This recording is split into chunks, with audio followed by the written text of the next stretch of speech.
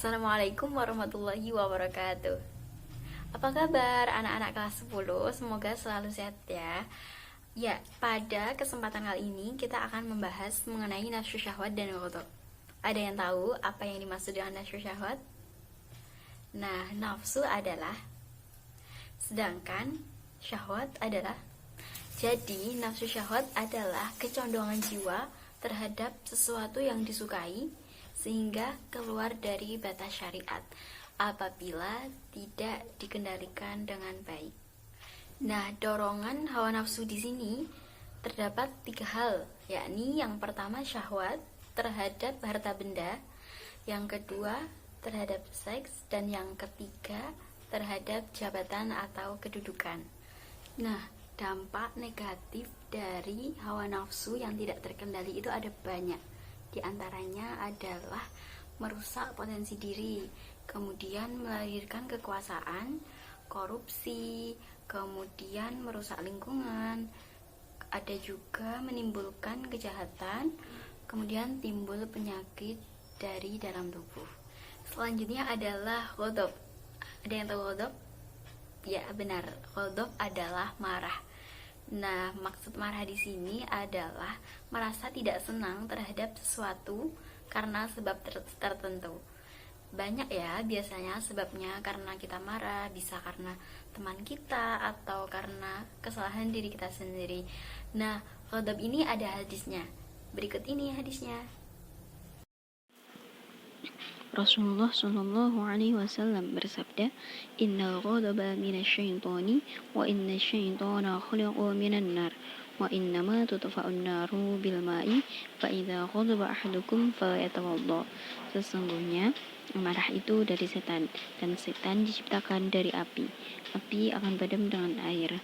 Apabila salah seorang dari kalian marah, maka hendaknya berwudu. Nah, itu tadi hadisnya ya. Dampak negatif dari marah ini ada banyak sekali.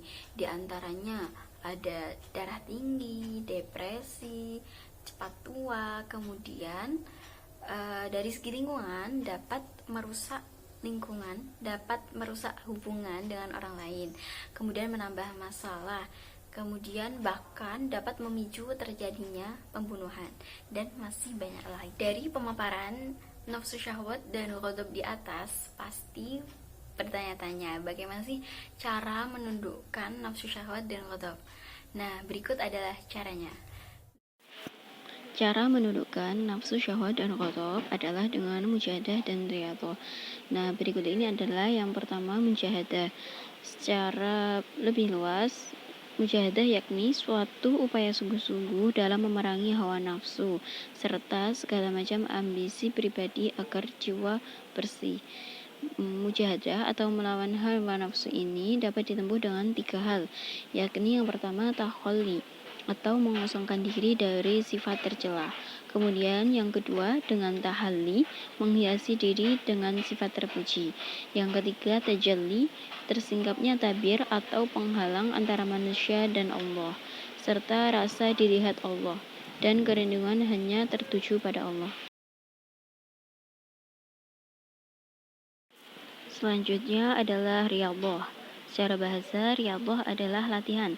Secara istilah, riyadhah ialah latihan kerohanian dengan menjalankan ibadah dan menundukkan keinginan nafsu syahwat.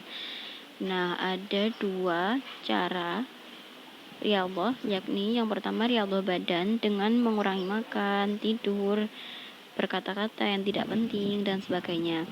Kemudian riyadhah rohani dengan memperbanyak ibadah, zikir, tafakur, dan lain-lain. Berikut ini diantara cara mengendalikan emosi. Yang pertama, membaca ta'awud atau a'udzubillahi minasyaitonirrajim. Kemudian yang kedua, membaca doa ketika marah. Allahumma ghfir li dzambi wa azhim ghaidha qalbi wa ajri minasyaitoni. Kemudian yang ketiga, diam. Yang keempat, merubah posisi ketika marah.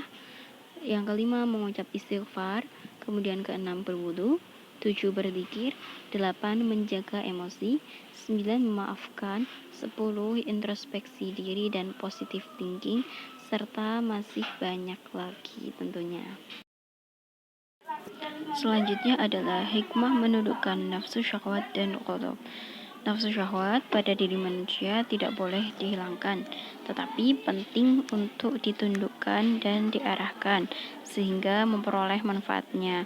Di antara hikmah dari nafsu syahwat dan ghadab adalah menjadi motivasi untuk berbuat baik, beribadah, dan meraih kesuksesan. Kemudian hidup lebih terarah, terkontrol, terhindar dari perbuatan keji dan mungkar, disenangi banyak orang, mendatangkan kebaikan, dan masih banyak lagi. Sekian pelajaran kita pada hari ini tentang nafsu syahwat dan ghadab. Insya Allah akan dilanjut lain kali ya. Apabila banyak kesalahan kata, mohon dimaafkan. Wabillahi taufiq wal hidayah. Wassalamualaikum warahmatullahi wabarakatuh.